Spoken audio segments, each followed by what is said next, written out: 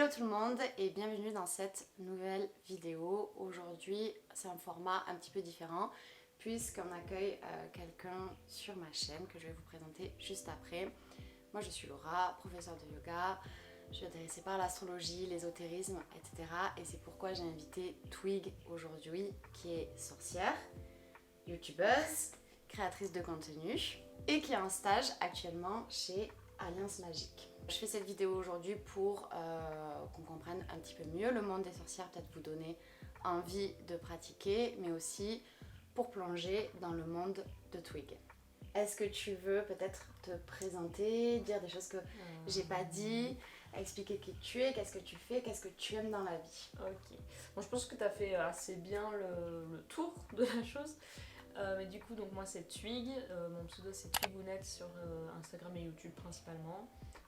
J'ai à l'heure actuelle 22 ans. Et ben voilà, je suis étudiante en écriture multimédia. Comme tu l'as dit, je suis en stage pour le moment à Toulouse. Et j'aime la vie, je chante la vie. Je pense que c'est bien. Elle rayonne. Là tout de suite, oui, mais il y a 2 heures, hein, non. Donc on va tout de suite rentrer dans le vif du sujet. Est-ce que tu peux m'expliquer pour toi qu'est-ce que c'est une sorcière? Donc, sorcière, étymologiquement, en fait, c'est celui qui jette un sort, ou celle qui jette un sort. Donc c'est, pour moi en tout cas, c'est avoir un pouvoir sur le sort, pouvoir faire en sorte que quelque chose arrive à travers des divers moyens. Du coup, on a parlé tout à l'heure, les moyens de pratiquer et d'obtenir ce qu'on souhaite ou d'avoir un pouvoir sur le sort sont divers. Et en soi, avoir un pouvoir sur le sort, c'est aussi très vaste en fait, parce que qu'est-ce que c'est le sort? Qu'est-ce que c'est avoir une influence sur ce sort?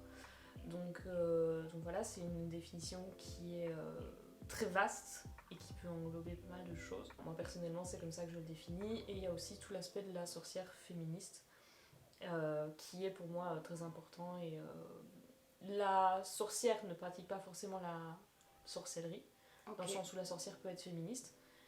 Mais il y a la sorcière pratiquante aussi, qui sont deux choses différentes, mais qui peuvent travailler ensemble. Moi, je suis un peu les deux. Ok, du coup, ça pourrait signifier qu'il y a certaines personnes qui sont sorcières sans le savoir. Oui. En étant par exemple féministe. Oui et non, je pense que sorcière, avant tout, c'est une identité. C'est un Donc choix. c'est un choix. Est-ce que tu pourrais expliquer à mes abonnés, aux personnes qui regardent cette vidéo, quelles sont les pratiques qui englobent la sorcellerie de manière générale pour toi? Bah, du coup, c'est très vaste. C'est ça qui est très compliqué parce que du coup, on peut avoir un pouvoir sur le sort de plein de manières différentes. Donc il y a un peu les puristes qui aiment bien d'aller voir dans les vieux grimoires, les choses très anciennes. Le mot sorcière en fait apparaît assez tardivement dans la langue française et il a très vite une connotation hyper négative. Et là actuellement en fait on est en train de se réapproprier ce mot. Et toutes les influences du coup qui existent sur le mot sorcellerie sont nombreuses parce qu'en fait sorcière c'est un mot qu'on a utilisé pour désigner en fait ce qui faisait peur, ce qui était démoniaque ou ce qu'on voulait rendre un peu illégitime. Ça englobe énormément de choses. Donc ça peut englober des pratiques néo-païennes. On entend souvent parler de la Wicca aussi. Ça c'est relativement nouveau. Ça peut être des pratiques pas néo-païennes mais païennes aussi. Ok. Il n'y a pas de religion proprement dite en sorcellerie. Moi personnellement, je vois la sorcellerie avec énormément de travail avec la nature, avec les plantes, avec toutes ces choses naturelles, avec les énergies aussi. Mais du coup, ça englobe énormément de choses, un peu tout et rien. Tout ce qui peut te faire avoir un peu ou beaucoup de pouvoir sur ce qui est ou ce qui va être. Du coup, la définition, elle peut peut-être changer aussi d'une personne à une autre en fonction de ses affinités, ses ressentis. Totalement. On va parler un petit peu plus de toi. Quand est-ce que tu as découvert la sorcellerie et quand est-ce que tu as débuté ta pratique? Donc, moi j'ai commencé vraiment quand j'avais. Enfin, je date ça à mes 16 ans. Ok. Quand j'ai commencé à vraiment comprendre que les pierres avaient des vertus et que je pouvais avoir un pouvoir sur ce que moi je vivais, sur ce que moi je ressentais, que je pouvais être créatrice de mon propre environnement en fait. Et c'est là aussi du coup que j'ai acheté mon premier livre vraiment de sorcellerie où il était mis sorcière en grand et que c'était pas une fiction, c'était vraiment quelque chose de vraiment de réel où la personne expliquait les pratiques, ce qui existait. La pratique en soi, je l'ai toujours eue de manière assez intuitive. Donc quand j'étais plus jeune, j'étais l'amie des fées et des dragons. J'avais des pierres. Enfin, ma première pierre, je l'ai achetée, j'avais 8 ans. Et c'est une pierre qui m'accompagne toujours aujourd'hui. Donc là, déjà à ce moment-là, j'étais accompagnée, même si j'étais pas consciente de ma pratique. Et après, on m'a très souvent appelée sorcière dans le sens un peu négatif du terme, si tu veux, parce que quand j'étais au lycée, les gens ils étaient en mode c'est la sorcière et tout. Ok. Et après, toute ma famille m'a toujours appelée la petite sorcière, machin, tout ça aussi. Et donc très rapidement j'ai eu cette identité de sorcière que j'acceptais pas forcément parce que à la base c'était pas forcément gratifiant pour ma personne. Et c'est, je vais dire, il y a 3-4 ans maintenant, quand il y a vraiment eu l'essor sur les réseaux sociaux de personnes que j'ai rencontré plein de gens qui pratiquaient aussi la sorcellerie, que je me suis dit ok, je suis légitime à me revendiquer sorcière et c'est une identité qui m'est propre. Et j'ai envie de m'approprier ce mot. Donc j'ai commencé à pratiquer quand j'avais 16 ans. Et j'ai accepté le terme de sorcière vers mes 19. Merci beaucoup. Quelle est ta pratique au quotidien? Qu'est-ce que c'est qu'être une sorcière dans le quotidien et dans notre réalité, dans notre monde actuel? Je vais parler d'une manière personnelle parce que du coup forcément la pratique elle est propre à chacun. Je pratique beaucoup selon mes besoins. Donc c'est-à-dire si y a un jour je me sens très solaire, j'ai envie de rayonner énormément, je vais m'entourer de choses solaires, donc des pierres, des plantes, faire une infusion. Donc ça c'est des choses simples vraiment, mais tu vas faire un gros rituel, je vais pas faire un gros rituel tous les jours. On est d'accord que la sorcière ne fait pas forcément voilà. des gros rituels tous les jours. Non. Mais du coup mes petits rituels c'est vraiment la tisane, le thé, les pierres. J'essaye de méditer de plus en plus aussi. Ok. Mais ça c'est vraiment du coup pour vraiment me réapproprier mon mental aussi, réapproprier mes émotions et les vivre pleinement et correctement, même si c'est un gros travail qui est très compliqué. Et puis j'aime beaucoup le soleil aussi, le feu, c'est des éléments qui me sont chers et qui m'accompagnent très souvent, même intérieurement. Il y a la dévotion aussi, du coup qui prend depuis un an une grosse partie de ma vie. Donc la dévotion c'est travailler avec les divinités. Donc la notion d'entité etc c'est très flou c'est très propre à chacun aussi. Donc moi je le vis de ma façon, mais voilà, la dévotion et le fait d'honorer certaines divinités me tiennent à cœur. On va tout de suite rebondir sur ce que tu viens de dire, puisque j'avais mis un petit sticker en fait sur Instagram pour que les gens ils puissent poser des questions à Twig. Et on a reçu une question de Jocelyn, Northern Oracle, que je vous invite à aller voir d'ailleurs. Et la question est la suivante. Est-ce que la sorcellerie qu'elle pratique est en lien avec le paganisme nordique, vu qu'elle utilise les runes? Ça, c'est la première question. C'est intéressant. Alors... Est-ce que tu veux faire un point sur ce qu'est les runes, au cas où... Alors, le système de runes nordiques, du coup, c'est un système d'écriture. À la base, c'est un alphabet. C'était pas divinatoire, tu vois, à la base. C'était religieux. D'accord. Mais c'était pas forcément divinatoire, en tout cas il n'y a pas de traces de divination par les runes. Ça l'est devenu après. C'est un peu comme le tarot de Marseille qui était à la base un jeu et qui est devenu divinatoire plus tard. Donc après on sait que ça avait quand même des fins magiques, mais pas forcément divinatoires, qui est un des premiers sens qu'on associe directement aux runes aujourd'hui. J'ai travaillé et en fait je considère... si on peut mettre un mot, on pourrait dire que je suis omnithéiste, dans le sens où je ne mets l'existence d'aucun dieu, d'aucune entité. Moi, je travaille aussi avec l'idée d'égrégore. Mais du coup, j'ai travaillé, il fut un temps, avec des divinités du panthéon nordique, ce qui n'est plus vraiment le cas aujourd'hui. Du coup, voilà, je sais que ces divinités-là existent, qu'elles existent pour moi, hein, je veux dire, Oui. dans ma conception des choses, Et sans selon quoi tes je crois, croyances. voilà, Ok. existent, mais je travaille pas forcément avec eux. Mhm.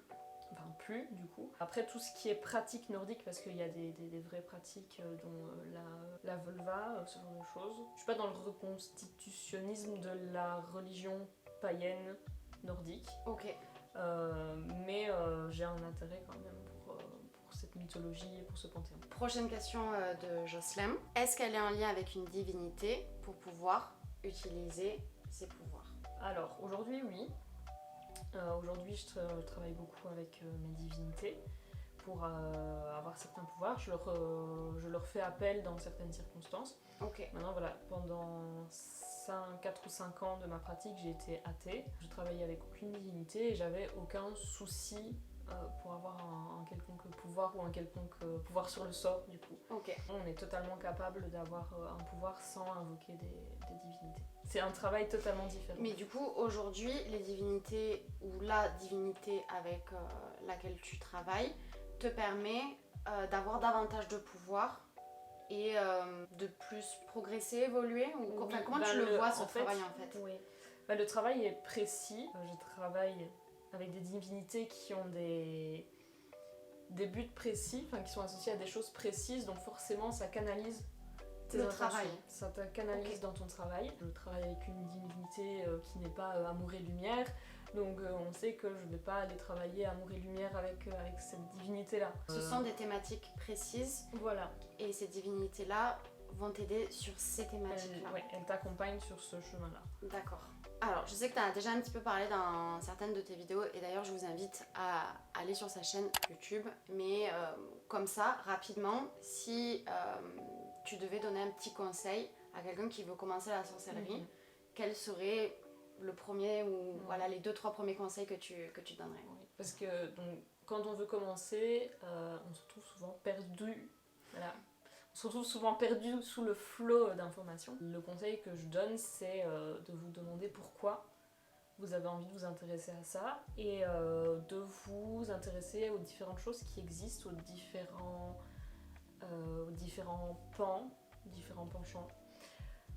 Il y a plein de livres très généraux qui existent sur le sujet, donc moi je vous propose en général de lire un de ces livres. Après il faut savoir que dans un livre général, un livre de synthèse, c'est très compliqué de faire les choses, de construire une base vraiment correcte. C'est plus pour vous donner une idée de ce qui existe et puis après on approfondit les recherches et on voit en fonction de ce qu'on souhaite pratiquer, de ce qu'on souhaite approfondir dans sa pratique.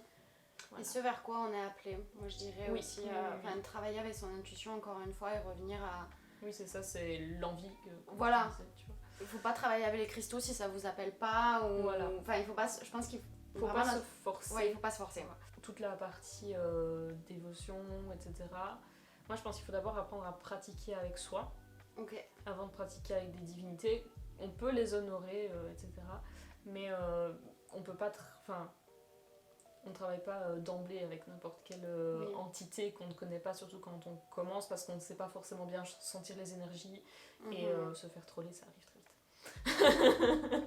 Est-ce que quand on commence la sorcellerie, il y a des précautions à prendre? Oui, comme dans tout... Quelles sont-elles du coup? À quoi il faut faire attention en fait, en particulier? Il y a énormément de choses. Parce que du coup, ça ouvre énormément de portes, que ce soit, psychique, que ce soit émotionnel. On peut vite se retrouver enseveli sous pas mal d'informations. Faut savoir que déjà, il faut pas croire tout et n'importe quoi, tout et tout le monde, parce qu'il y a des personnes qui sont pas forcément bien intentionnées. Donc toujours, il y a des dérives, voilà, faut être garder conscient, un esprit critique. Voilà, garder un esprit critique. Il faut être conscient qu'il existe malheureusement des dérives et qu'on n'est jamais à l'abri. Il y a tout ce qui est aussi d'ordre de l'éthique et de l'appropriation des cultures auxquelles il faut être assez attentif. Oui. Parce que malheureusement, aujourd'hui, la sorcellerie, c'est un objet très marketing. Et ce qu'on va trouver, genre que ce soit des pierres, des plantes, ou même, pas des livres, mais en tout cas dans ce qui est pierres, plantes, ou d'autres objets, tu vois, comme des pendules, qui sont pas forcément extraits de manière éthique, ce genre de choses. bref, ça c'est très compliqué. Et alors en matière de pratique, comme je disais, on s'ouvre à un monde. Et un monde qui est fait aussi d'énergie du coup, d'entités et de tout plein de choses, et voilà, ça peut arriver de se faire troller par des entités. On se rend sensible à pas mal de choses, et donc il peut y avoir des vampirismes, que ce soit dans la vie quotidienne ou par des entités, etc. Il y a ça, et puis évidemment il y a tout l'aspect rituel foireux, des choses qui se passent pas forcément comme on l'avait prévu. Mais voilà, tout reste rattrapable. Faut pas se figer à se dire oh purée j'ai fait une connerie, c'est fini. Non, tout reste rattrapable. Alors parfois il faut faire appel à des gens extérieurs pour t'aider un petit peu. Faut pas avoir peur non plus d'aller voir vers l'extérieur. Et il y a tout l'aspect aussi tentation, hein, parce qu'avoir un pouvoir sur le sort, ça veut dire Attention à ce que vous faites, pouvoir faire plein de choses, et il faut parfois se rappeler aussi que tout n'est pas bon à faire. Et rester éthique Voilà. moralement aussi. Exactement. Du coup, maintenant, on va se tourner un petit peu vers le futur. À ton avis, comment le monde de la sorcellerie va évoluer, selon toi? Moi, je pense que c'est un monde qui est en pleine expansion, mais alors pas que la sorcellerie, je pense le monde de l'ésotérisme de manière générale. Et j'espère, et j'aimerais en tout cas qu'on arrive dans un milieu où la croyance devient beaucoup plus personnelle. Et j'espère que c'est ce vers quoi on tend. Voilà. Après, est-ce qu'on tend vers ça ou pas, je ne sais pas. Moi, forcément, j'ai l'impression que oui, parce que je suis entourée de personnes qui vivent et qui font les choses comme moi. Maintenant, je pense pas que ce soit une majorité pour le moment, en tout cas. Non, Ouais. mais c'est vrai quand même, on le voit quand même de plus en plus sur les réseaux sociaux. Oui. Il y a de plus en plus de gens qui pratiquent, qui sont ouverts à l'ésotérisme. Moi, je le vois aussi, qui sont ouverts au yoga et qui vont pratiquer. Finger crossed, le monde va aller mieux. J'espère. Et sinon, moi, je me réincarne pas, de toute façon. Moi, j'ai dit non, c'est bon, j'ai assez donné. C'est bon, votre vie de merde là, ça j'en veux plus là. On a une question de le cercle vertueux que je vous invite également à aller voir. Selon toi, qu'est-ce qui dessert le plus la pratique de la sorcellerie aujourd'hui? Je pense les gros clichés. Les gros clichés Harry Potter, tout ça. En fait, moi j'ai vraiment du mal quand on mélange sorcellerie pratique et Harry Potter. J'adore le monde d'Harry Potter, hein, mais ça va pas ensemble. J'ai pas envie d'invalider quoi que ce soit. Mais je pense qu'il y a tout l'aspect marketing aussi, parce que malheureusement il y a beaucoup de gens qui voient une porte ouverte pour un business incroyable, ce qui en soi est potentiellement le cas, mais qui ne font pas forcément les choses avec le cœur et de manière réfléchie et de manière authentique en fait. Ça rend la sorcellerie marketing, alors que c'est pas censé être un objet marketing de base. Si les intentions sont authentiques et que la démarche elle est réelle, et qu'on est sur quelque chose de bien fait, de correct, oui. Maintenant voilà, il y a plein de personnes qui s'approprient ça, alors qu'elles n'ont aucun pied dans la sorcellerie en fait. Ouais. Et donc là c'est... Oui, vous avez du business quoi. Voilà. Coucou le capitalisme. Bisous. Qu'est-ce que tu envisages pour ton futur? La question. Faut pas poser cette question. Actuellement, je suis dans une période de gros doutes sur qu'est-ce que je suis censée faire de ma vie. Ouais. Parce que après j'ai quand même fait, je me suis pris un petit moment parce que c'était vraiment trop le chaos total, et je me suis dit on va faire du journaling et on va écrire les choses. Et donc je me suis rendu compte que YouTube c'est quelque chose que je veux garder, c'est un projet que je veux garder, la communauté, tout ça c'est quelque chose que je veux. Écrire, c'est aussi quelque chose que je veux garder et que j'aimerais faire. Après voilà, moi à la base je souhaite vivre ma petite vie tranquille et faire de ma passion, donc l'ésotérisme, quelque chose dont je peux vivre. Donc que ce sera peut-être à travers Alliance Magique du coup, ou à travers d'autres projets perso, plus personnels. Oui. On verra on verra dans quelques mois, parce que là c'est en train de se décider et de se dessiner un petit peu. Mais là actuellement, concrètement, j'ai pas les plans là. Et d'après toi, c'est quoi ta mission de vie? Est-ce qu'elle est en lien avec ce que tu fais aujourd'hui dans tes vidéos, dans le chemin que tu es en train d'emprunter? Oui. Bah, si on en croit la numérologie, il y a mon numéro c'est le 2 et le 11 du coup. Et il y a ce truc d'enseignement. Ah oui, c'est vrai, on en avait parlé. Voilà, mais après j'ai pas envie de me dire et de m'infliger que je dois enseigner absolument quelque chose. Je pense que... En tout cas, pour le moment, tu le fais. Ben oui, je le fais, mais après je suis pas là non plus pour me dire enseignante. Oui, Moi je suis plus sur un plan échange-partage. Je pense que je suis là genre pour partager et vivre mes petites expériences, et je pense que l'ésotérisme aura toujours une place importante dans ma vie, et du coup la sorcellerie. et du coup, rapidement, avant qu'on clôture la vidéo, est-ce que tu peux nous expliquer qu'est-ce que c'est Alliance Magique, qu'est-ce que tu fais là-bas Ouais. Donc du coup, donc là ça fait 1 mois et demi que je suis en stage là. C'est une maison d'édition qui est spécialisée dans l'ésotérisme, qui tend vers d'autres choses éventuellement, mais pour le moment en tout cas c'est vraiment l'ésotérisme, c'est un de nos grands points clés. Mhm. Et du coup moi je travaille sous le label Danae, qui est vraiment le label sorcellerie, dont sorcellerie naturelle, travail avec les plantes, et paganisme, néopaganisme. Et je m'occupe de tout ce qui est communication. Donc pour le moment, c'est surtout via Instagram que je travaille. Mais voilà, si je viens à rester, il y aura sans doute d'autres missions de communication. Voilà, là, on va faire un petit peu de l'événementiel ce week-end, tout ça. Donc c'est assez varié. Et ben, mon job, c'est de faire du contenu, du coup, pour Instagram. Donc c'est pile ce que j'aime faire. Donc c'est nickel. Transmettre et enseigner de nouvelles choses, peut-être. Voilà, partager. On a fait le tour. Ben écoute, je te remercie d'être venue. Moi, je suis très contente d'avoir pu rencontrer Twig, et c'est le cas justement parce qu'elle est venue à un stage chez Alliance Magique, puisque tu habites normalement en Belgique. Oui. On s'était rencontrés sur les réseaux sociaux, mais le fait de se voir, c'est complètement différent. On peut faire, les liens sont plus forts et plus présents, on va dire. Oui. Donc merci beaucoup d'être venu sur ma chaîne. Vous retrouverez sur sa chaîne à elle une vidéo avec moi dans la catégorie des Witch. Oui.